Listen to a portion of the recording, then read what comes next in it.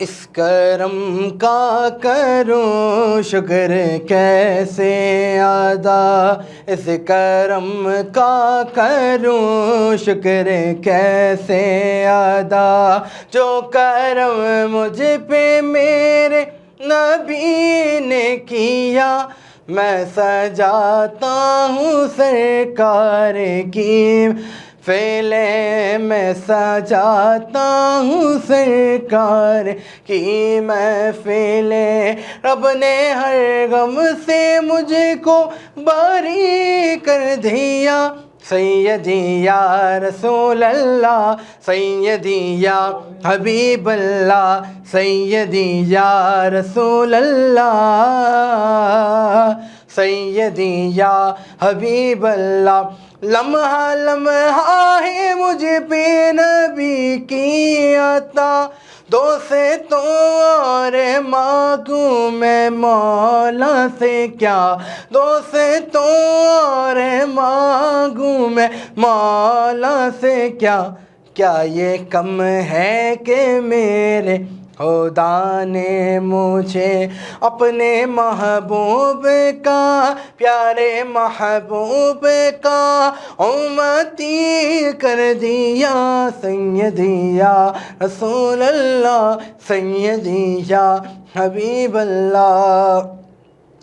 اور جو بھی آیا ہے محفل میں سرکار کی، حاضری مل گئی اس کو دربار کی، کوئی صدیق فاروق عثمان ہوئے اور کسی کو نبی نے علی کر دیا، سیدی یا رسول اللہ، سیدی یا حبیب اللہ، سیدی یا رسول اللہ، سیدی یا حبیب اللہ۔ نحمدہ ونصلی وسلم علی رسولہ الکریم، اما بعد، فاعوذ باللہ من الشیطان الرجیم، بسم اللہ الرحمن الرحیم، الصلاۃ والسلام علیک یا سیدی یا رسول اللہ وعلی آلک واصحابک یا نور اللہ۔ تمامی دیکھنے والے ناظرین کو ایک مرتبہ پھر اپنی پر نور ٹرانسمیشن نور رمضان میں خوش آمدید کہیں گے، اور تمامی ناظرین کو آپ کے میزبان بابر مغل کی جانب سے السلام علیکم ورحمۃ اللہ وبرکاتہ۔ الحمدللہ آج ہم اپنے 6ویں روزے کی افطاری کرنے جا رہے ہیں۔ رمضان المبارک دن بہ دن گزرتے جا رہا ہے اور آج 7 رمضان المبارک ہو گیا۔ امید کرتا ہوں کہ آپ بھی اپنے گھروں پر خیر و عافیت سے ہوں گے اور رمضان المبارک کے 7ویں روزے کی افطاری کا اہتمام کر رہے ہوں گے۔ ناظرین کرام، جیسا کہ آپ کو علم ہے، ہم لوگ روزانہ اپنے پروگرام میں جید علماء کرام اور معروف شناخوا حضرات کو بلاتے ہیں اور علماء کرام سے مختلف موضوعات پر ہماری گفتگو ہوتی ہے، علمی گفتگو، جس سے آپ کو اور مجھے بہت کچھ سیکھنے کو ملتا ہے، وہ چیزیں سیکھنے کو ملتی ہیں جس سے آپ ناآشنا ہوں۔ آج بھی ہمارے ساتھ تشریف فرما ہیں عالم اسلام کے مشہور و معروف عالم دین حضرت علامہ مولانا در محمد نقشبندی صاحب۔ السلام علیکم۔ وعلیکم السلام ورحمۃ اللہ وبرکاتہ۔ علامہ صاحب کیسے ہیں آپ؟ الحمدللہ کرم مالک، آپ خیریت سے؟ ناظرین کرام، آج کے ہمارے پروگرام کا موضوع ہے احکام رمضان و درود پاک۔ علامہ صاحب، سب سے پہلے درود پاک کی فضیلت کیا ہے؟ بسم اللہ الرحمن الرحیم۔ قرآن مجید میں اللہ تعالیٰ نے ارشاد فرمایا کہ ان اللہ و ملائکتہ یصلون علی النبی یا ایھا الذین آمنوا صلوا علیہ وسلموا تسلیما۔ یا ایھا الذین آمنوا، اے ایمان والو، اللہ اور اس کے فرشتے نبی اکرم صلی اللہ تعالیٰ علیہ وسلم پر درود بھیج رہے ہیں، اے ایمان والو تم بھی خوب حضور سرور دو عالم صلی اللہ تعالیٰ علیہ وسلم پر درود و سلام بھیجا کرو۔ دیکھیے، اس آیت مبارکہ میں اللہ تعالیٰ ویسے تو ہر چیز سے پاک ہے، مگر اس نے اپنا ایک عمل بھی بتایا کہ میں اللہ ہوں، مگر میرا عمل کیا ہے کہ حضور سرور دو عالم صلی اللہ تعالیٰ علیہ وسلم پر درود بھیجنا ہے۔ اور میرے جو فرشتے ہیں ان کا بھی کام کیا ہے؟ ان کا بھی درود بھیجنا ہے۔ اے ایمان والو تم بھی بھیجو۔ اور درود بھیجنے کے لیے اللہ تعالیٰ نے سب سے پہلے ایمان والوں کو مخاطب فرمایا۔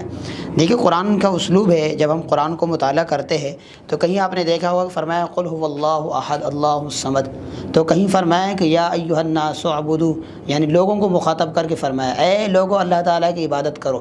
تو کہیں فرمایا یا ایھا الذین آمنوا، یا ایھا الذین آمنوا کتب علیکم الصیام، اے ایمان والو تم پر اللہ نے رمضان کے روزے فرض کر دیے۔ اور یہاں پر بھی یہی فرمایا یا ان اللہ و ملائکتہ یصلون علی النبی یا ایھا الذین آمنوا صلوا علیہ وسلموا تسلیما۔ تو اللہ تعالیٰ نے درود شریف پڑھنے کے لیے ایمان والوں کا انتخاب فرمایا، عام لوگوں کا انتخاب نہیں فرمایا۔ یہ نہیں فرمایا کہ اے لوگو درود پاک پڑھو، بلکہ کیا فرمایا؟ ایمان والو، اے ایمان والو تم خوب درود پاک پڑھ لیا کرو، آپ علیہ الصلوۃ والسلام پر درود و سلام بھیجا کرو۔ تو پتہ چلا کہ درود پاک پڑھنا یہ ہر ایک کی بات نہیں ہے اور ہر ایک کا کام بھی نہیں ہے، یہ ان لوگوں کا کام ہے جو ایمان والے ہیں، اور جو درود پاک پڑھتا ہے یقیناً وہ ایمان والا ہے، اور جو اس سے محروم ہے اسے پھر غور کرنے کی ضرورت ہے کہ میں حالت ایمان میں ہوں یا نہیں ہوں۔ بس میں یہی کہہ کر اپنی گفتگو کو اسی پر روک دوں گا۔ علامہ صاحب درود پاک پڑھنے سے کتنا ثواب ملتا ہے؟ دیکھیے درود پاک پڑھنے کے تو ویسے تو بے شمار ثواب ہے، ٹھیک ہے۔ حدیث مبارکہ میں آتا ہے کہ حضرت انس رضی اللہ تعالیٰ عنہ سے روایت ہے اور دیگر صحابہ نے بھی روایت فرمایا ہے کہ ایک مرتبہ حضور جب صحابہ کے درمیان تشریف لائے تو حضور مسکرا رہے تھے، چہرہ انور جو ہے وہ چمک رہا تھا۔ تو صحابہ نے جب حضور کے چہرہ انور کو دیکھا تو وہ خوش ہو گئے کہ یقیناً آج حضور خوش ہے، کوئی خوشی کی بات ہے۔ تو صحابہ آگے بڑھ کر سوال کرنے لگے یا رسول اللہ صلی اللہ تعالیٰ علیہ وسلم کیا بات ہے، آج آپ خوش ہیں، آج آپ خوش ہیں کس بات پر؟ تو حضور سرور دو عالم صلی اللہ تعالیٰ علیہ وسلم نے ارشاد فرمایا میں کیوں کر خوش نہ ہوں کہ ابھی جبرائیل امین میرے پاس آئے تھے اور وہ کہہ کر گئے ہیں کہ آپ کے امت میں سے کوئی شخص اگر ایک مرتبہ درود پاک پڑھے گا تو اللہ تعالیٰ اس پر اپنی 10 رحمتیں نازل فرما دے گا۔ اور یہ نہیں ہے، پھر آگے فرمایا کہ اللہ تعالیٰ اس کے 10 گناہوں کو بھی معاف فرما دے گا اور اس کے اللہ تعالیٰ 10 درجات کو بھی بلند فرما دے گا۔ یعنی درود پڑھنا ایک مرتبہ ہے، ایک مرتبہ درود پڑھنے کے صدقے میں 10 درجات کے بلند بھی ہونا ہے، 10 گناہوں کی مغفرت بھی ہے اور اللہ تعالیٰ کی 10 رحمتیں بھی ہے۔ تو یہ اس قدر فضیلت ہے درود پاک پڑھنے کی۔ سبحان اللہ۔ علامہ صاحب دوسرا موضوع جو کہ احکام رمضان ہے اس حوالے سے میں آپ سے گفتگو کروں گا۔ اب میں وہی آپ کا میں رمضان بھی ہے جیسے آپ نے شروع میں فرمایا، ایک حدیث مبارکہ پچھلے پروگراموں میں نے عرض کیا تھا کہ ایک مرتبہ جبرائیل امین حضور کے پاس تشریف لائے اور انہوں نے آ کر یہی حضور صلی اللہ علیہ وسلم جب ممبر پر تشریف لائے تو اپنے خلاف معمول 3 مرتبہ آمین فرمایا۔ تو صحابہ نے عرض کی یا رسول اللہ صلی اللہ تعالیٰ علیہ وسلم آج آپ خلاف معمول 3 مرتبہ ممبر پر جب تشریف لائے تو آمین آپ نے فرمایا، اس کی کیا وجہ ہے؟ تو حضور نے فرمایا کہ جب میں پہلے سیڑھی پر جیسے ہی میں نے قدم رکھا تو جبرائیل امین میرے پاس آئے اور وہ یہ عرض کرنے لگے کہ یا رسول اللہ صلی اللہ علیہ وسلم ہلاک ہو جائے وہ شخص کہ جس نے رمضان المبارک کے مہینے کو پایا اور اپنے لیے ذریعہ نجات نہیں بنایا۔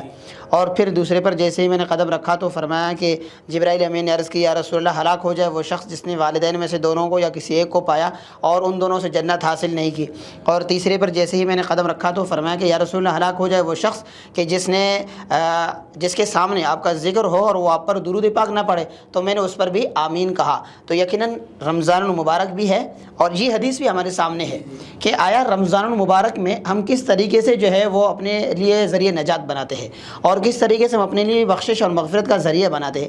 دیکھیں اللہ تعالیٰ کی جو رحمت ہے نا وہ تو لا تقنطوا من رحمت اللہ ان اللہ یغفر الذنوب جميعا، اللہ تعالیٰ کی جو رحمت ہے وہ تو بے شمار ہے اور وہ کسی نہ کسی بہانے سے لوگوں پر برستی ہے۔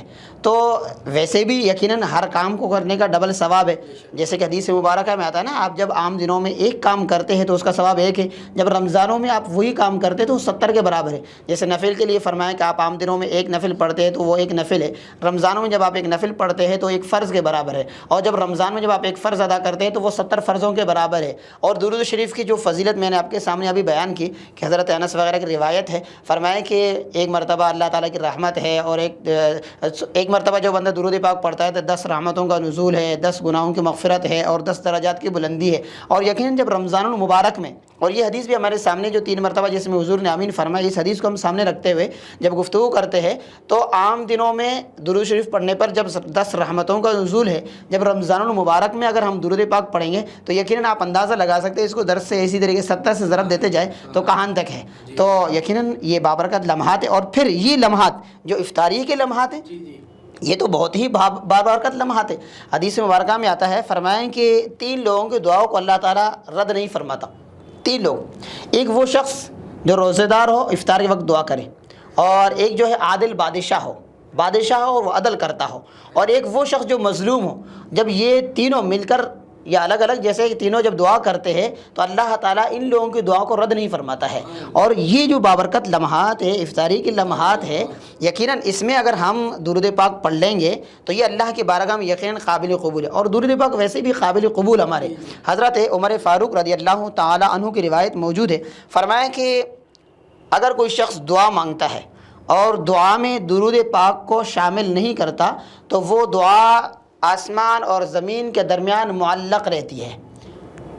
کوئی دعا کرتا ہے اور دعا کے اول میں آخر میں درود پاک کو شامل نہیں کرتا تو وہ دعا زمین و آسمان کے درمیان معلق رہتی ہے جب تک کہ اس میں درود پاک کو شامل نہیں کرے۔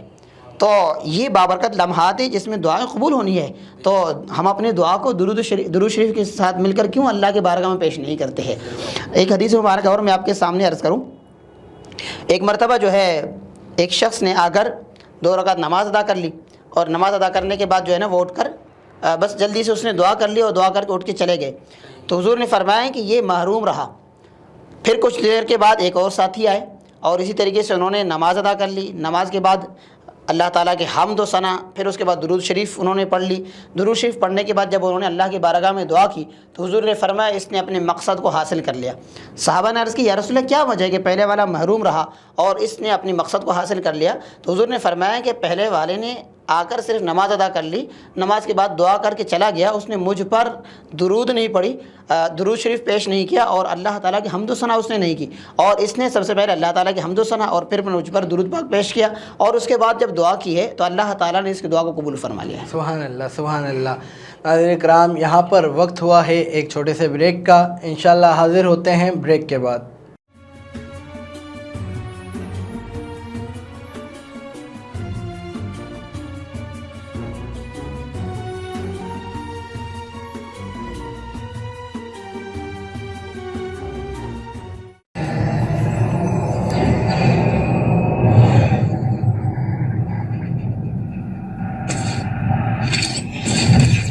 Kaba Fusion is a pharmacist-owned, patient-focused team of professionals with over 30 years' experience providing intravenous medication to pediatric and adult patients in the comfort and safety of their own home. Founded by Dr. Sohail Masood, a pioneer in the home infusion industry and recipient of Ernst & Young's Entrepreneur of the Year Award, Kaba Fusion has 28 state-of-the-art compounding pharmacies across the country with service capabilities nationwide. Specializing in IVIG, SCIG, and acute therapies, our highly skilled infusion nurses are present throughout your treatment and our clinicians are on call 24 hours a day. Please visit us at kabafusion.com for more information.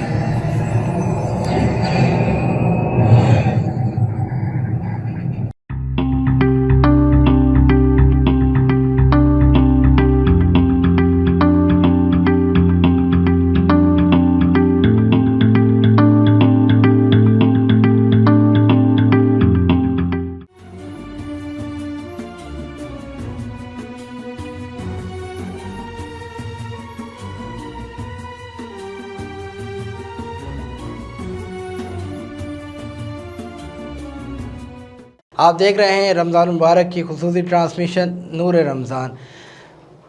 جیسا کہ روزانہ ہمارے programme میں عالم اسلام کے مشہور و معروف ثنا خواں اور عالم دین تشریف فرما ہوتے ہیں اور مختلف موضوعات پر ہماری گفتگو جاری و ساری ہوتی ہے، اسی طرح آج ہمارے پروگرام میں تشریف فرما ہے عالم اسلام کی مشہور و معروف سینئر ثنا خواں حنا طاہر۔ السلام علیکم۔ وعلیکم السلام۔ کیسی ہیں آپ؟ جی الحمدللہ۔ رمضان کیسے گزر رہے ہیں آپ کے؟ بس الحمدللہ اچھے گزر رہے ہیں رمضان۔ یہ گرمی زیادہ ہے؟ ہاں گرمی تو زیادہ ہے لیکن یہ کہ اچھے ہیں بس ٹھیک۔ انشاءاللہ یہاں شامل کریں گے حمد باری تعالیٰ، آپ کی حمد باری تعالیٰ پیش فرمائیں۔ اللہ اللہ اللہ اللہ اللہ اللہ اللہ اللہ اللہ اللہ اللہ اللہ. چاند تاروں کی روشن جمالی میں تو، چاند تاروں کی روشن جمالی میں تو، سبز پتوں میں پھولوں کی ڈالی میں تو، سبز پتوں میں پھولوں کی ڈالی میں تو، خوشے خوشے میں تو، ڈالی ڈالی میں تو، ٹہنی ٹہنی میں تو، بالی بالی میں تو، بوٹے بوٹے میں گل، بوٹے بوٹے میں گل، گل میں بو بو میں تو، اللہ اللہ اللہ اللہ اللہ اللہ. اور نقش ممکن نہیں تیرے اسرار میں، نقش ممکن نہیں تیرے اسرار میں، کس کو یارا بھلا تیری سرکار میں، کس کو تابع سخن تیرے دربار میں، کس کو تابع سخن تیرے دربار میں، حسن یوسف سا بک جائے بازار میں، اور نفس نبی، اور نفس نبی کا خریدار تو، اللہ اللہ اللہ اللہ اللہ اللہ. اور یوں تو ہر ایک نبی تجھ سے منسوب ہے، یوں تو ہر ایک نبی تجھ سے منسوب ہے، تیرا بھیجا ہوا ہے بہت خوب ہے، تیرا بھیجا ہوا ہے بہت خوب ہے، ہاں مگر ان میں ایک تیرا محبوب ہے، ہاں مگر ان میں ایک تیرا محبوب ہے، جس کی ہر ایک ادا تجھ کو مرغوب ہے، تیرا محبوب وہ، تیرا محبوب وہ، اس کا محبوب تو، اللہ اللہ اللہ اللہ اللہ اللہ. اور نو انسان پہ کیسی گھڑی آ گئی، آزمائش کی منزل کڑی آ گئی، ہم کو رستہ خدا پھر دکھا دے کوئی، دل میں جذبہ خدمت جگا دے کوئی، کون ہے جو کسی کا سہارا بنے، رحمت کبریا کا اشارہ بنے، یہ کرم کی صدا، یہ کرم کی صدا آج ہے کو بکو، اللہ اللہ اللہ اللہ اللہ اللہ اللہ اللہ اللہ اللہ اللہ. سبحان اللہ سبحان اللہ. ناظرین کرام، بہت ہی خوبصورت انداز میں حمد باری تعالیٰ کا نذرانہ پیش فرما رہی تھی حنا طاہر. ناظرین کرام، ان سے ہم گفتگو کا سلسلہ جاری کرتے ہیں. آپ کی جو نعت خوانی کا شوق ہے، یہ کب سے آغاز کیا آپ نے نعت خوانی؟ کب سے آغاز کیا؟ آغاز تو میرا خیر بچپن سے ہی ہے. وہی جیسے اب آپ کو پتہ ہے کہ ہم مسلمانوں کے گھروں میں جو ہے وہ دین کی اس طریقے سے تعلیم دی جاتی ہے کہ بچپن سے ہی بچوں کے اندر یہ شوق پیدا کیا جاتا ہے کہ وہ اللہ اور اس کے رسول کا ذکر کریں. اور بعض گھروں میں ایسا ہوتا ہے کہ وہ بڑے دیکھتے ہیں کہ بچوں میں کچھ کسی خاص قسم کا ایک ٹیلنٹ ہے، تو وہ ایک میرے گھر میں مجھ میں تھا تو کیونکہ میرے والد صاحب میں تھا اور مجھ میں پھر وہ سمجھ لیں اس میں آ گیا، جینس میں آ گیا، تو میں پھر اسٹیج پر پرفارم بہت کیا کرتی تھی اور اس میں سانگس بھی ہوتے تھے، ملی نغمے بھی ہوتے تھے اور نعتیں بھی ہوتی تھیں. تو سب سے پہلے جب میں نے پرفارم کیا تھا اس وقت میری عمر تھی تقریباً 4 سال یا 5 سال اس طریقے کی عمر تھی. جی بس جب سے یہ سلسلہ جاری اور ساری ہے. تو آپ نے مختلف، کیونکہ ایک ٹائم گزارا ہے آپ نے نعت خوانی میں، تو آپ نے مختلف مقابلوں میں بھی پارٹیسپیٹ کیا ہوگا مقابلوں میں، بلکہ میرے لیے پتہ نہیں، مجھے ایک اتفاق کی بات ہے کہ میں نے مقابلوں میں صرف کالج اور اسکول کی حد تک ہی پرفارم کیا ہے. ویسے اس کے بعد بس جب میں باقاعدہ ایک فیلڈ میں آئی اور ایک میڈیا سے وابستہ ہوئی تو میں ڈائریکٹ جج کے اس پر گئی ہوں منصب پر. تو زیادہ تر میری مطلب میں تقریباً 2011 سے 2010 سے میں باقاعدہ میڈیا سے وابستہ ہوں. تو میں فرسٹ ٹائم بھی ججز کے لیے ہی گئی تھی. تو میں نے ایز اگر دیکھا جائے تو میں نے چینلز پر جو ہے وہ کوئی پارٹیسپیٹ نہیں کیا اس طریقے سے کسی مقابلے میں. کیونکہ جیسے میں خود بھی نعت خواہ ہوں، تو آج تک میں نے بھی even school time, college time میں بھی کسی مقابلے میں پارٹیسپیٹ، میں نے اپنی بتا رہا ہوں، میں نے کسی اس میں پارٹیسپیٹ نہیں کیا. کیونکہ اللہ پاک کے کرم سے اسکول لائف میں جب تھے، جب ہی سے اللہ پاک نے ایک مقام دیا ہوا ہے حضور کی نعت کے صدقے کہ پورے پاکستان میں جاتا ہوں اور حضور کی ثنا کرنے، تو اللہ کا شکر ہے مختلف چینلز پہ بھی پڑھتے ہیں. اچھا، اس کے علاوہ آپ کی نعت خوانی کے علاوہ کیا روٹین رہتی ہے؟ میری نعت خوانی کے علاوہ یہ روٹین ہے، ایک تو میں ظاہر سی بات ہے ہاؤس وائف ہوں، گھر کی روٹین ہے، گھر کے کام ہیں، اور پھر اس کے علاوہ میں ایک آرگنائزیشن کا حصہ ہوں، بنو یوتھ کی آواز، اس کی میں ایز اے ڈائریکٹر کام کرتی ہوں.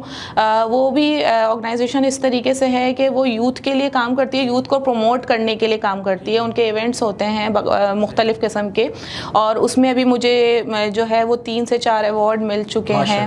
جی تو بس یہ ہے اس طریقے، انشاءاللہ. تو آپ جیسے ماشاءاللہ سے صرف انٹر سٹی کراچی پروگرامز کرتی ہیں یا out of city? Out of city بھی پروگرامز کرتی ہوں، اور میں گئی بھی ہوں مختلف شہروں میں جو ہے وہ میں نے پرفارم کیا ہے. ہاں، آؤٹ آف کنٹری نہیں گئی، آؤٹ آف سٹی ضرور گئی ہوں. جی ماشاءاللہ. ناظرین کرام، بہت ہی خوبصورت انداز میں ہماری گفتگو جاری و ساری ہے عالم اسلام کی مشہور و معروف سینئر ثنا خواں حنا طاہر کے ساتھ. تو یہاں شامل کریں گے نعت رسول مقبول صلی اللہ علیہ وسلم حنا طاہر کی زبان میں. ایک بہت ہی خوبصورت کلام ہے اور جو میری فیملی میں بھی بڑا پسند کیا جاتا ہے، تو میں وہی کلام پھر اسی سے آغاز کرتی ہوں. صلی اللہ علیہ وسلم. بلا لو پھر مجھے شاہ بحروبر مدینے میں، بلا لو پھر مجھے شاہ بحروبر مدینے میں. میں پھر روتا ہوا آؤں تیرے در پر مدینے میں. میں پھر روتا ہوا آؤں تیرے در پر مدینے میں. مدینے جانے والوں جاؤ جاؤ فی امان اللہ. مدینے جانے والوں جاؤ جاؤ فی امان اللہ. کبھی تو اپنا بھی لگ جائے گا بستر مدینے میں. کبھی تو اپنا بھی لگ جائے گا بستر مدینے میں. اور میرا غم بھی تو دیکھو میں پڑا ہوں دور طیبہ سے.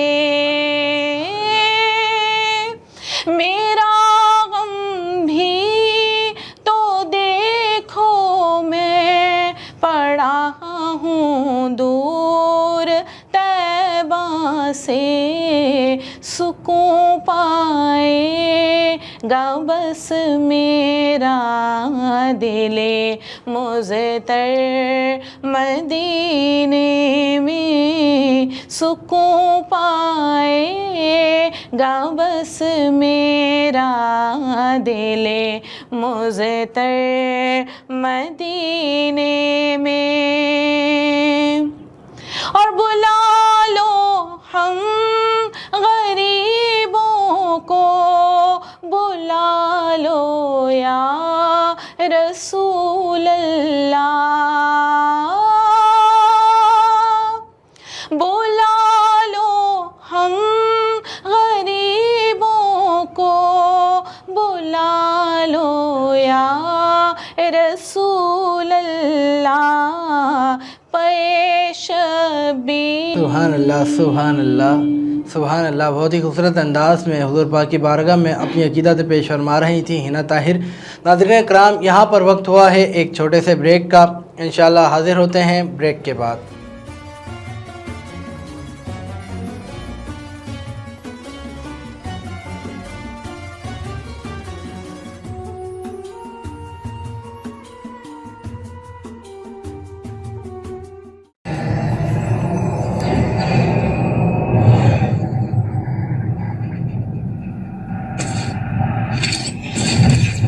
Kaba Fusion is a pharmacist-owned, patient-focused team of professionals with over 30 years' experience providing intravenous medication to pediatric and adult patients in the comfort and safety of their own home.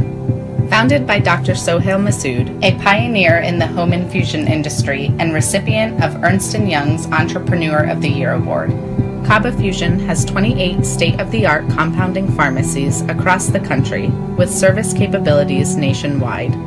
Specializing in IVIG, SCIG, and acute therapies, our highly skilled infusion nurses are present throughout your treatment and our clinicians are on call 24 hours a day. Please visit us at kabafusion.com for more information.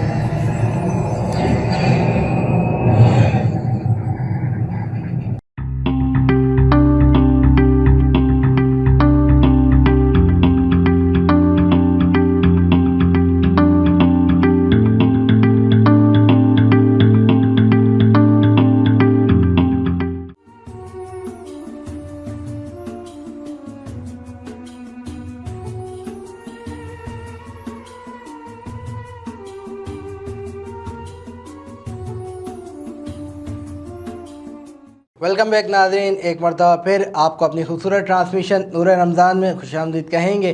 ناظرین کرام، جیسا کہ break میں جانے سے قبل ہماری گفتگو کا سلسلہ حنا طاہر کے ساتھ جاری و ساری تھا اور ان سے ہم نے حضور پاک کی بارگاہ میں نعتیں بھی سنی. انشاءاللہ اسی سلسلے کو آگے بڑھاتے ہیں. آپ رمضان المبارک، ایک تو میں نے آپ سے نعت خوانی کے حوالے سے آپ سے سوالات کیے، اب رمضان المبارک آپ کا گھر میں کیسے گزرتا ہے؟ کیا تیاریاں ہوتی ہیں افطاری کی، سحری کی، کیا مصروفیات ہوتی ہیں؟ گھر کے اندر جو افطاری اور سحری کی تیاری ہوتی ہے وہ یہ ہوتی ہے کہ ظاہر سی بات ہے جب رمضان شروع ہوتا ہے تو ایک دن پہلے سے ہماری سب سیٹنگ ہو جاتی ہے اور افطار کی بھی ہم کچھ ایسی چیزیں خرید کے لے آتے ہیں کہ جو ریڈی ٹو کوک ہوتی ہیں اور پھر اس کے بعد بس ہمیں فرائی کرنا ہوتا ہے یا پھر اس طریقے سے ہاں وہ کام آسان ہو جاتا ہے. کیونکہ میری مصروفیت بھی زیادہ ہے تو پھر میں کام اس طریقے سے کرتی ہوں کہ میری یہ جو اپنی یہ پروفیشنل لائف ہے اور پرسنل لائف ہے وہ ڈسٹرب نہ ہو. پھر مطلب یہی ہوتا ہے کہ اگر کسی دن ہمیں سحری کے پروگرام میں یا افطار کے پروگرام میں ہمیں کسی چینل پہ جانا پڑتا ہے تو اللہ کا شکر یہ ہے کہ میرے ہسبینڈ سب سنبھال لیتے ہیں. ان کو کوکنگ کا خود بھی بہت شوق ہے، وہ بہت اچھا کھانا پکاتے ہیں تو یہ ہے کہ وہ سنبھال لیتے ہیں اور ہاں سب کچھ کر لیتے ہیں. ہاں کوارڈینیشن ایسی ہے، مطلب اس طریقے کی انڈرسٹینڈنگ ہے کہ وہ سارے کام اپنے خود ہی سنبھال لیتے ہیں. بس یہ ہے کہ ہاں اگر جب میں ہوتی ہوں تو مجھے لگتا ہے کہ میرے علاوہ کوئی کچن میں نہ آئے، لیکن میرے ہسبینڈ اسی وقت کچن میں آتے ہیں اور پھر وہ ان کو ایسا لگتا ہے کہ انہی کا روزہ ہے، بس ہمارا روزہ نہیں ہے، تو بس وہ ہائپر ہو جاتے ہیں. تو اس طریقے سے ہسبینڈ کرتے کیا؟ ہسبینڈ میرے پراپرٹی کا بزنس کرتے ہیں، سیل پرچیز کا، اس طریقے کا کنسٹرکشن کا کام کرتے ہیں، تو ان کا آفس ہے. تو لیکن یہ ہے کہ اب ظاہر سی بات ہے جب رمضان المبارک ہوتا ہے تو اس میں تو اس طریقے کا کوئی کام ہوتا نہیں ہے کیونکہ آفس جو ہے وہ گھر کے قریب ہی ہے تو وہ زیادہ تر وقت جو ہے وہ گھر میں گزرتا ہے. رمضان المبارک میں خاص طور پر گھر میں وقت گزرتا ہے، بلکہ میرا شاید باہر گزرتا ہے ان کا گھر میں گزرتا ہے. تو وہ اور پھر ان کو میں نے بتایا نا جیسے کہ کوکنگ کا شوق ہے تو وہ پھر کر لیتے ہیں آرام سے, بچی بھی ہے اور وہ ہسبینڈ ہے, دونوں کر لیتے ہیں. مبارک گھر میں زیادہ گزرتا ہے چینلز پر؟ نہیں گھر مطلب برابر ہے, ایکول ہے, کوئی ایسا یہ نہیں کہ میں بالکل ہی چینلز پہ ہوتی ہوں, کیونکہ میں نے ابھی تک کسی رمضان ٹرانسمیشن کو پورا یعنی کہ میں نے اس کو نہیں کیا ہے. وقتاً فوقتاً مختلف چینلز پہ اگر کال آ جاتی ہے تو پھر چلے جاتے ہیں اس طریقے سے. تو میری بیٹی اور میرے ہسبینڈ دونوں مل کر جو ہے وہ سنبھال لیتے ہیں تمام. رمضان جیسے گرمی میں ہے تو ایک گرمی کی وہ بھی ہوتی ہے, بندے کو روزہ بھی لگ رہا ہوتا ہے, تو اس میں جیسے کچن میں کھڑے ہو کے کام کرنا. مجھے روزہ نہیں لگتا, میرے ہسبینڈ کو لگتا ہے. ہاں ان کو ہی لگتا ہے, جبکہ وہ سو بھی رہے ہوتے ہیں پھر بھی انہیں کو لگتا ہے, آدمیوں کو زیادہ. ہاں ان کو لگتا ہے. تو یہاں پر ناظرین کرام ہماری گفتگو جاری و ساری ہے. یہاں پر ہم شامل کریں گے ایک نعت پاک ہنا طاہر کی آواز میں. تو ہے رحمت کا پیام مرحبا ماہ سیام, مرحبا ماہ سیام. تو ہے رحمت کا پیام مرحبا ماہ سیام, مرحبا ماہ سیام. تو ہے مولا کا انعام, تو ہے مولا کا انعام, مرحبا ماہ سیام. تو ہے رحمت کا پیام مرحبا ماہ سیام, مرحبا ماہ سیام. اسی لیے قرآن میں تیرا نام پاک ہے, اسی لیے قرآن میں تیرا نام پاک ہے. تجھ میں اترا ہے کلام, تجھ میں اترا ہے کلام, مرحبا ماہ سیام. تو ہے رحمت کا پیام مرحبا ماہ سیام. آ گیا رحمت لیے مومنوں مہمان رب, آ گیا رحمت لیے مومنوں مہمان رب. اس کا کرنا ہے احترام, اس کا کرنا ہے احترام, مرحبا ماہ سیام. تو ہے رحمت کا پیام مرحبا ماہ سیام. سحری و افطار کی گھر میں دیکھو رونقیں, سحری و افطار کی گھر میں دیکھو رونقیں. برکتیں ہیں صبح و شام, برکتیں ہیں صبح و شام, مرحبا ماہ سیام. تو ہے رحمت کا پیام مرحبا ماہ سیام. تیری قدر و منزلت پر میرا ہی ایمان ہے, تیری قدر و منزلت پر میرا ایمان ہے. ہو اجاگر کا سلام, ہو اجاگر کا سلام, مرحبا ماہ سیام.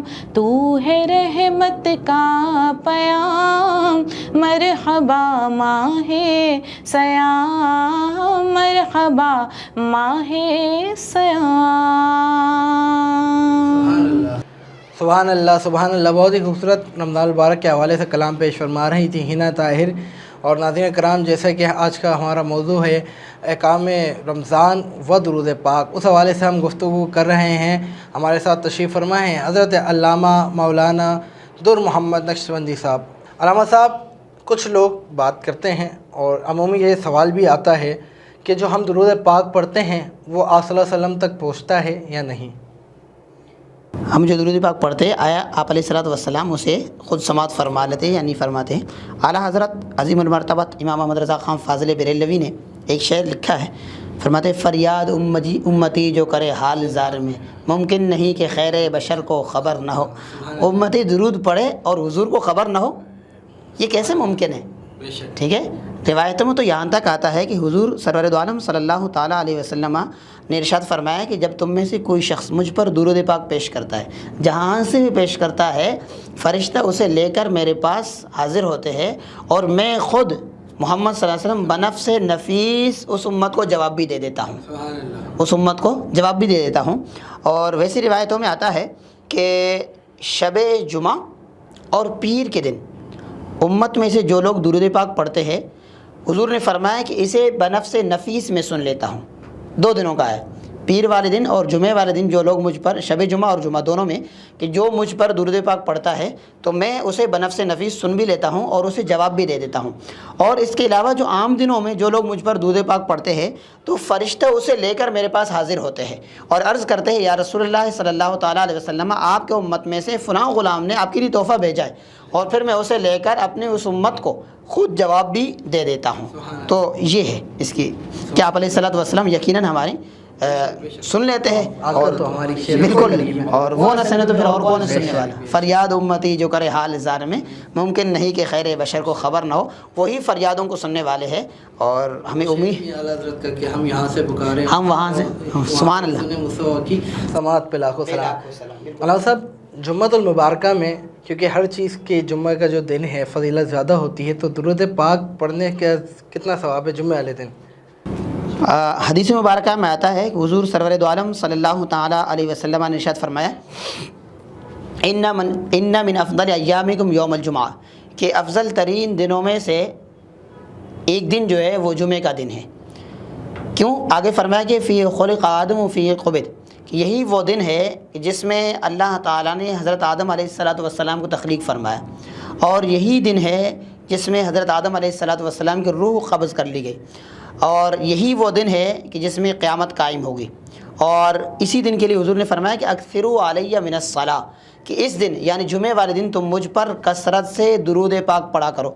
تو صحابہ کرام رضوان اللہ تعالیٰ علیہم اجمعین نے عرض کی فإن صلاتکم معروضۃ علیہ، کو قالوا کیف تعرض علیک صلاتنا وقد رمت، کہ جمعہ والے دن تم مجھ پر کثرت سے درود پاک پڑھو تو تمہارے درود مجھ پر پیش کیے جاتے ہیں۔ تو صحابہ کرام رضوان اللہ تعالیٰ علیہ مجمعین نے عرض کی کیف تعرض علیک صلاتنا وقد ارمت، یا رسول اللہ جب آپ دنیا سے تشریف لے جائیں گے، آپ اس ظاہری طور پر پردہ فرمائیں گے، تو اس وقت پھر جب ہم درود پڑھیں گے کیا اس وقت بھی یہ درود پاک آپ پر پیش ہوں گے؟ آپ اس وقت بھی ہمارے درود کو سن لیں گے؟ جیسے ابھی آپ نے پچھلے سوال میں بھی کیا تھا کہ ہم یہاں سے پڑھے اور حضور آیا ہمارے درود پاک کو سنتے یا نہیں سنتے، تو صحابہ نے مین یہی سوال کیا کیف تعرض علیک صلاتنا وقد ارمت، یا رسول اللہ جس وقت آپ اس دنیا سے تشریف لے جائیں گے اس وقت جب ہم درود پڑھیں گے کیا اس وقت بھی آپ اس درود کو سنیں گے؟ تو آقا دو عالم صلی اللہ تعالیٰ علیہ وسلم نے ارشاد فرمایا ان اللہ حرم علی الارض ان تأکل اجساد الانبیاء فنبی اللہ حی یرزق، اللہ تعالیٰ نے زمین پر اس بات کو حرام کر دیا ہے کہ وہ انبیاء کرام کے اجسام کو کھائے، بلکہ اللہ کے جو نبی ہے وہ زندہ ہے، قبروں میں زندہ ہے اور رزق دیے جاتے ہیں۔ تو یہاں سے آپ اندازہ لگا سکتے ہیں کہ جس دن کے لیے حضور نے خود ارشاد فرمایا اکثروا علی من الصلاۃ، کہ مجھ پر تم جمعے والے دن کثرت سے درود پاک پڑھا کرو، تو یہاں سے پتہ چلا کہ جمعے والے دن جو ہے درود پڑھنے کی خاص فضیلت ہے۔ تو اس لیے حضور نے خاص اسی دن کا ارشاد فرمایا کہ اکثروا علی من الصلاۃ، کہ مجھ پر جمعے والے دن کثرت سے درود پاک پڑھا کرو۔ تو یقیناً ہمیں چاہیے کہ ہم جمعے والے دن کثرت سے سرور دو عالم صلی اللہ تعالیٰ علیہ وسلم پر درود پاک پڑھا کریں، اور یقیناً آپ علیہ الصلوۃ والسلام نے فرمایا کہ تمہارے درود مجھ پر پیش کیے جاتے ہیں۔ اور آج کے دن میں، آج کے زمانے میں جتنی بھی مشکلات ہے، جو بھی پریشانیاں ہیں، ان تمام کا حل ایک ہی ہے کہ ہم حضور پر کثرت سے درود پاک پڑھیں، اور جب ہم کثرت سے درود پاک پڑھیں گے تو حضور ہم پر نظر عنایت فرما دیں گے، اور جب حضور کی نظر عنایت ہوگی تو یہ سارے پریشانیاں، یہ غام، یہ جتنے بھی دکھ ہے، درد، یہ سب کے سب دور ہو جائیں گے۔ اور یقیناً حضور کی جو نظر عنایت ہے، پھر اس میں جب ایک دفعہ حضور کی نظر عنایت ہو جائے پھر دنیا کی پریشانی یہ کیا چیز ہے ہمارے سامنے۔ چلو سر، درود پاک کون سا مقبول ہے بارگاہ درود پاک، یا کون سا درود پاک زیادہ پڑھا جاتا ہے یا پڑھنا چاہیے؟ دیکھیں، درود پاک جو بھی یاد ہو، ویسے درود ابراہیمی جو مشہور ہے جس کو ہم نماز میں پڑھتے ہیں، اگر اس کے علاوہ بھی کسی کو درود پاک یاد ہے، وہ درود پاک جو احادیث مبارکہ میں یا کتب وغیرہ میں موجود ہو، جو علماء اکرام وغیرہ کی طرف سے کتب صحیح کتب ہے ان کے اندر موجود ہو، تو اس درود پاک کو ہم پڑھنے کی کوشش کر لیں۔ باقی کوئی خاص جیسے درود پاک ہے، مختلف درود ہے، دلائل الخیرات وغیرہ کی جیسے مشہور ہے، تو ان کی مختلف جو ہے نا اوراد و وظائف ہے۔ اگر کوئی جیسے دلائل الخیرات وغیرہ پڑھ لیتا ہے تو یقیناً اس کی اپنی ایک فضیلت ہے، تو کیونکہ یہاں پر ہم پبلک کی بات کر رہے ہیں، تو پبلک میں جس کو جو بھی درود پاک یاد ہو، کم از کم درود ابراہیمی تو ہر فرد کو یاد ہے، تو جن کو اگر کسی کو اور کوئی درود پاک یاد نہیں تو کم از کم درود ابراہیمی اس کو یاد ہو تو یہ پڑھ لیا کرے، اور اگر اس کے علاوہ جو درود پاک وغیرہ ہے کسی کو اگر وہ یاد ہے تو وہ پڑھ لے، اس میں کوئی مذائقہ نہیں۔ اچھا علامہ صاحب، پروگرام کے آغاز میں ایک عام رمضان کے حوالے سے آپ نے ایک حدیث بیان فرمائی کہ آپ صلی اللہ علیہ وسلم نے فرمایا کہ جس شخص نے رمضان المبارک پایا اور اپنی مغفرت نہیں کروا پایا وہ ہلاک ہو جائے۔ تو اس سے علامہ صاحب جیسے دیکھا جاتا ہے مختلف اوقات میں دیکھا جاتا ہے رمضان المبارک کے لوگ رمضان المبارک پاتے ہیں، روزے نہیں رکھتے اور عبادت نہیں کر پاتے، مسلمان ہیں لیکن نہیں کرتے، کیا وجوہات ہوتی ہیں؟ تو اس کے لیے کیا ہے؟ ایک اور حدیث مبارکہ ہے، حضور سرور عالم صلی اللہ تعالیٰ علیہ وسلم نے اپنے ایک خواب کو بیان فرمایا کہ میں نے ایک خواب دیکھا کہ فرشتے مجھے اٹھا کر ایک پہاڑ پر لے گئے۔ جب ہم بیچ پہاڑ تک پہنچے تو میں نے کچھ لوگوں کی آوازیں سنی، تو میں نے عرض کی، میں نے فرشتوں سے پوچھا کہ یہ کس چیز کی آواز ہے؟ فرشتوں نے کہا کہ یہ آپ کے امت میں سے جو جہنمی ہے ان لوگوں کی آواز ہے۔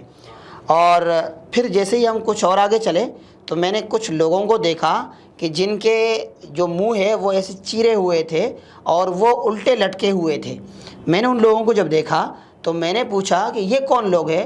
تو بتایا گیا کہ یا رسول اللہ صلی اللہ تعالیٰ علیہ وسلم، یہ آپ کے امت کے وہ لوگ ہیں کہ جو افطار سے پہلے افطار کیا کرتے تھے۔ ایک تو یہ کہ روزہ نہ رکھنا، ایک یہ ہے کہ صبح میں تو روزہ رکھ لیا، دوپہر میں جیسے ہی بھوک لگی فوراً سے روزہ توڑ دیا۔ یعنی یہ ان لوگوں کے عذاب کو حضور نے بیان فرمایا جو آدھے دن تو روزہ رکھ لیتے اور پھر آدھے دن کے بعد روزے کو توڑ دیتے۔ فرمایا کہ میں نے دیکھا کہ ایک تو الٹے لٹکے ہوئے تھے اور پھر دوسرا فرمایا کہ ان کے منہ جو ہے ایسے چرے ہوئے تھے، اور فرشتوں نے یہی کہا کہ یا رسول اللہ یہ آپ کے امت کے وہ لوگ ہیں جو افطار سے پہلے افطار کرتے ہیں، یعنی روزہ مکمل ہونے سے پہلے اپنے روزے کو توڑتے ہیں۔ تو یہاں سے آپ اندازہ لگا سکتے ہیں کہ جس نے تو چلو کچھ دیر کے لیے روزہ رکھا تھا، پھر اس کے بعد اس کو اتنا سخت عذاب ہو رہا ہے، وہ لوگ جو روزہ توڑتے ہیں، جو بالکل روزہ رکھتے ہی نہیں ہیں، تو ان کا کیا مقام ہوگا، ان کے لیے کیا وعیدیں ہیں، کیا عذاب ہوگا ان کے لیے، آپ یہاں سے خود اندازہ لگا سکتے ہیں۔ اللہ پاک ہمارے کو مکمل روزے رکھنے کی توفیق عطا فرمائے، اور جو لوگ نہیں رکھتے ان کو بھی یہ پیغام ہے کہ آپ لوگ بھی پورے مکمل روزے رکھیں، کیونکہ رمضان المبارک 11 مہینے میں ایک دفعہ آتا ہے، اور یہ اتنا بابرکت مہینہ ہے کہ جس میں اللہ پاک اپنی رحمت ہے، برکت ہے، نعمت ہے، ہر چیز لٹا رہا ہوتا ہے۔ اللہ پاک سے توفیق ہے، اللہ پاک جو کچھ ہم سن رہے ہیں اس پہ ہمیں عمل کرنے کی توفیق عطا فرمائے۔ علامہ صاحب آخر میں آپ ہمارے ناظرین کو کیا پیغام دینا چاہیں گے ایک عام رمضان اور درود پاک کے فضیلت کے حوالے سے؟ بسم اللہ الرحمن الرحیم۔ درود پاک کے حوالے سے تو جیسے کہ ابھی گفتگو ہوئی، یقیناً اس کی فضیلت اپنی جگہ پر ہے، تو پیغام یہی ہے کہ جس وقت ہم دسترخوان افطار پر بیٹھے ہو اور سب کچھ ہمارے سامنے ہو تو اس وقت ہم کوشش کریں کہ درود پاک کثرت سے پڑھیں۔ ویسے ہی بابرکت لمحات ہے، ان لمحات میں جب ہم درود پاک پڑھ لیں گے تو یقیناً وہ جو بھی دعا کر لیں گے، اور اللہ کے رحمتوں کا نزول ویسے ہی ہو رہا ہوتا ہے، تو جب درود پاک پڑھیں گے تو رحمتوں کا اور زیادہ نزول ہوگا۔ یہ اب کچھ فرما رہے ہیں تو یقیناً پھر اللہ تعالیٰ کی رحمتوں کا نزول ہوگا۔ اور رمضان کے حوالے سے جو پیغام ہے، دیکھیں فلسفہ روزہ کیا ہے، روزہ ہم کیوں رکھتے ہیں، وجہ کیا ہے؟ دیکھیں روزہ رکھنے کی جو فلسفہ ہے وہ یہ ہے کہ امیر اور غریب کے درمیان جو ہے نا تمیز ہو جائے۔ اب ایک امیر آدمی ہے، غریب جب اس کے دروازے پر آتا ہے خیرات مانگنے کے لیے تو اسے کیا پتہ ہے کہ غربت کیا چیز ہے، اسے کیا پتہ کہ بھوک کیا چیز ہے، اسے کیا پتہ کہ تکلیف کیا چیز ہے، کیونکہ وہ تو جو دل اس کا کر رہا ہے فوراً سے اس کو جو ہے وہ فوڈ پانڈا کے ذریعے منگا کر کھا لیتا ہے، ٹھیک ہے، یا جس طریقے سے اسے میسر آتا ہے وہ منگوا کر کھا لیتا ہے، یعنی اس نے بھوک کو کبھی محسوس کیا ہی نہیں ہے، ٹھیک ہے، اس نے بھوک کو کبھی دیکھا ہی نہیں ہے، جو چیز دل کرے امیر آدمی اس کو کھا لیتا ہے، جبکہ غریب آدمی وہ ہے جو 2 وقت تک کھانا بھی اسے نہیں مل رہا ہوتا ہے۔ تو فلسفہ روزہ یہ ہے کہ جو امیر آدمی ہے، امیر لوگ ہیں، وہ جب روزہ رکھیں گے، جب انہیں بھوک لگے گی، پیاس لگے گی تو انہیں احساس ہوگا کہ وہ لوگ جو 2 وقت کا کھانا نہیں پاتے ہیں ان کا کیا حال ہوگا. ہم تو 1 مہینہ برداشت نہیں کر پا رہے, وہ لوگ جو 12 مہینہ کھانا نہیں پاتے ہیں ان کا کیا حال ہوگا. پھر یہاں سے ان کے دلوں میں غریبوں کے لیے جو ہے وہ نرمی پیدا ہوگی. پھر وہ جو ہے اپنا مال جو صدقہ و خیرات کی صورت میں ہے, زکوٰۃ کی صورت میں ہے, وہ غربا میں تقسیم کر لیں گے اور غربا کی بھلا ہوگی. تو یہی ہے پیغام کہ ہم فلسفہ رمضان جو ہے, فلسفہ روزہ ہے, ہم اسے سمجھ لیں اور اس کے بعد ہم غور کر لیں کہ جو ہم سے نچلا طبقہ ہے, جو غریب لوگ ہیں, ان کا کیا حال ہے. وہ لوگ جو 2 وقت کا کھانا نہیں کھاتے, کھانا نہیں پاتے ہیں, تو ہمیں اگر اللہ نے دیا ہے رمضان کا پیغام بھی یہی ہے. صاحب یہاں پر ایک سوال کہ رمضان المبارک برکت والا مہینہ, اسی سوال سے کہ لوگوں کی مدد کیسے کی جائے. لوگوں کی مدد کیسے کی جائے, تو دیکھیے یہ آپ کا سوال تو بہت اچھا ہے. مدد جس طریقے سے میسر ہو. آج کل معذرت کے ساتھ ہمارے ہاں کیونکہ میڈیا کا ایک زمانہ آ گیا ہے, اور ہم اگر ایک سوٹ کپڑوں کا بھی بچوں کو دے رہے ہوتے غریبوں کے, تو ہم سب سے پہلے ان کو لائن میں کھڑا کر دیتے ہیں. پھر اس کے بعد کیمرہ مین کو بلاتے ہیں, پہلے تصویر کھنچوا کر, پھر اس کے بعد جو ہے وہ پتہ چلا کہ غریبوں میں جو ہے وہ ہم چیزیں تقسیم کر رہے ہوتے ہیں. تو ہمیں چاہیے کہ ہم جب لوگوں میں تقسیم کریں اس انداز سے تقسیم کریں کہ جیسے حدیث مبارکہ میں آتا ہے کہ تم اگر ایک ہاتھ سے دو گے تو دوسرے ہاتھ کو پتہ نہ چلے. تو اس انداز سے کہ ہم جو ہے دیکھیں کہ کیا چاہیے اسے. پہلے تو ہمیں غور کرنے کی ضرورت ہے کہ ہمیں کیا چاہیے. جو سامنے والا آدمی ہے جو مانگنے کے لیے آیا ہے اسے کیا چاہیے. آیا ہے اسے کپڑوں کی ضرورت ہے تو ہم اسے کپڑے دے دیں. آیا اسے راشن کی ضرورت ہے ہم اسے راشن دے دیں. آیا اسے پیسوں کی ضرورت ہے ہم اسے پیسے دیں. پتہ چلا وہ بیمار ہے, اس کے گھر پہ تو راشن موجود ہے, کپڑے بھی اس نے لے لیا, مگر اچانک سے اس کا جو ہے ایکسیڈنٹ ہو گیا. اب وہ جو ہے ایکسیڈنٹ کی وجہ سے جو اس کے پاس پیسہ نہیں ہے کہ وہ ہاسپٹل چلے جائے, ہم اس کے گھر پہ راشن ڈلوائے جا رہے ہیں. اب وہ راشن کو کیا کرے گا.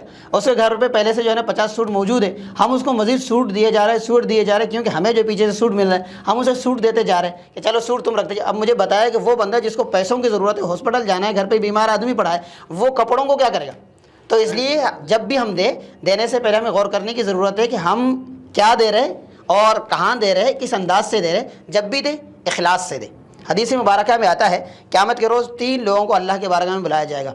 ایک وہ ہوگا جو عالم دین ہوگا, قاری قرآن ہوگا, اور ایک وہ ہوگا جو شہید ہوگا, اور ایک وہ ہوگا جو سخی ہوگا. جب ان تینوں کو اللہ کے بارگاہ میں بلایا جائے گا تو اللہ تعالیٰ سخی سے فرمائے گا کہ تو نے میرے لیے کیا کیا. تو وہ سخی یہی کہے گا کہ باری تعالیٰ تو نے مجھے مال دیا تھا, میں نے اس مال کو تیری راہ میں لٹا دیا, میں نے تیرے لیے صدقہ و خیرات کیے, لوگوں کو بہت میں نے دیا. تو اللہ تعالیٰ فرمائے گا تو نے جھوٹ بولا, کیونکہ تو لوگوں کو اس لیے دے رہا تھا کہ لوگ تجھے سخی کہے, لوگ تیری تعریف کریں. تو دنیا میں لوگوں نے تیری تعریف کی ہے اور فرشتوں کو حکم ہوگا کہ اس کو جہنم میں ڈال دی. اسی طریقے سے شہید کو بلایا جائے گا اور اس سے یہی کہا جائے گا کہ تو نے کیا کیا. وہ یہی کہے گا کہ میں نے اپنی جان لٹا دی. باری تعالیٰ تو نے مجھے جان دی تھی, میں نے اسے لٹا دیا تیری بارگاہ میں. اللہ تعالیٰ فرمائے گا تو نے تو اس لیے جان دی کہ لوگ تجھے شہید کہے, اور لوگوں نے تجھے دنیا میں شہید کہہ دیا, لہذا میرے پاس تو تیرے لیے کچھ بھی نہیں ہے, اور فرشتوں کو حکم ہوگا کہ اس لیے اس کو لے کر جہنم میں ڈال دو. اسی طریقے سے وہ قاری قرآن جو صرف اس لیے قرآن پڑھتا ہے کہ لوگ اس کی واہ واہ کریں کہ کیا قاری صاحب ہے, کیا آغاز ہے, ٹھیک ہے. اور ویسے بھی رمضان المبارک میں جو ہے نا, جو جتنا جلدی قرآن پڑھتا ہے نا لوگ اتنی اس کی تعریف کرتے ہیں کہ فلاں مسجد جو قاری صاحب ہے وہ تو 40 منٹ کیا, وہ تو 20 منٹ میں جو ہے نا تراویح ختم کر لیتا ہے, 20 منٹ میں جو ہے نا وہ 1.5 سپارہ کھینچ لیتا ہے. تو ان کو بھی غور کرنے کی ضرورت ہے. فرمایا کہ ایسے قاری کو اللہ کے بارگاہ میں بلایا جائے گا اور اس سے کہا جائے گا کہ تو نے کیا کیا. وہ یہی کہے گا باری تعالیٰ میں نے قرآن کی تلاوت کی ہے, قرآن پڑھا ہے. تو اللہ تعالیٰ فرمائے کہ تو نے قرآن اس لیے پڑھا تھا کہ لوگ تجھے قاری کہے, اور لوگ تجھے دنیا میں قاری کہتے رہے, میرے پاس تیرے لیے کچھ بھی نہیں. فرشتوں کو حکم ہوگا کہ اس کو بھی جہنم میں ڈال دو. تو اس لیے بابر بھائی جب بھی ہم اللہ کے بارگاہ میں دیں, کہیں بھی دیں, تو سب سے پہلے اخلاص ضروری ہے. اخلاص کے ساتھ دیں, ریاکاری سے بچے, ریاکاری سے بچے. جس کو جو ضرورت ہے ہم غور کریں, جس کو دے رہے کیا ضرورت ہے اسے, ہم وہ چیز وہاں پر دے دیں. اور اگر اس کو پیسوں کی ضرورت ہے تو اس کو پیسوں کی صورت میں دیں, کپڑوں کی صورت میں ضرورت ہے ہم اس کو کپڑوں کی صورت میں دے دیں. اگر راشن کی صورت میں اس کو ضرورت ہے تو ہم سامنے والے کو چاہیے کہ ہم راشن کی صورت میں مدد کر لیں. جس انداز سے جس کو ضرورت ہے ہمیں چاہیے کہ ہم اسی انداز سے اس کے ساتھ مدد کریں. بندے کی مدد کرے اور ریاکاری سے بچ جائے. اصل چیز تو ریاکاری ہے, اور وہ لوگ جو ریاکاری کرتے ہیں, ابھی میں نے آپ کے سامنے حدیث مبارکہ پیش کی, یہی حدیث ان کے لیے بس دعوت فکر ہے. سبحان اللہ سبحان اللہ. بہت ہی خوبصورت انداز میں حضرت علامہ مولانا در محمد نقشبندی صاحب کے ساتھ ہماری گفتگو کا سلسلہ جاری و ساری تھا. ناظرین کرام, وقت ہو رہا ہے افطار کا, دعاؤں کے ٹائم کا, اور انشاءاللہ کل پھر ہم حاضر ہوں گے ایک نئے عالم اور نئے ناطقوں حضرات کے ساتھ. تب تک کے لیے اپنے میزبان بابر مغل کو دیجیے اجازت. السلام علیکم ورحمۃ اللہ وبرکاتہ. آمین. اللہم صلی علی سیدنا و مولانا محمد وعلی آل و اصحاب سیدنا و مولانا محمد وبارک وسلم. ربنا ظلمنا انفسنا وان لم تغفر لنا وترحمنا لنكونن من الخاسرین. رب اجعلنی مقیم الصلاة ومن ذریتی ربنا وتقبل دعاء. ربنا اغفر لی ولوالدی وللمؤمنین یوم یقوم الحساب. مولا کریم ہم سب کو رمضان المبارک کے احترام کرنے کی توفیق عطا فرما. مولا کریم ان بابرکت لمحات میں ہم سب کو رمضان المبارک کے رحمتوں کو لوٹنے کی توفیق عطا فرما. مولا کریم ہم سب کے روزوں کو، عبادتوں کو، تراویح کو اپنے بارگاہ میں شرف قبولیت عطا فرما. مولا کریم جتنے بھی لوگ ہمیں دیکھ رہے ہیں مولا کریم ان تمام کی عبادتوں کو اپنے بارگاہ میں شرف قبولیت عطا فرما. مولا کریم ہم سب کے صغیرہ کبیرہ گناہوں سے درگزر فرما. مولا کریم ہم سب پر اپنی رحمت نازل فرما. وصلی اللہ تعالی علی خیر خلقہ محمد وعلی آلہ واصحابہ اجمعین برحمتک یا ارحم الراحمین.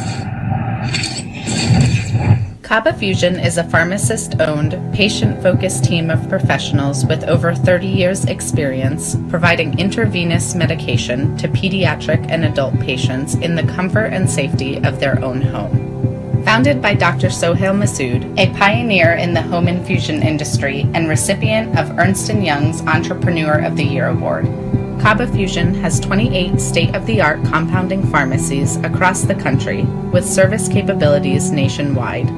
Specializing in IVIG, SCIG, and acute therapies, our highly skilled infusion nurses are present throughout your treatment and our clinicians are on call 24 hours a day.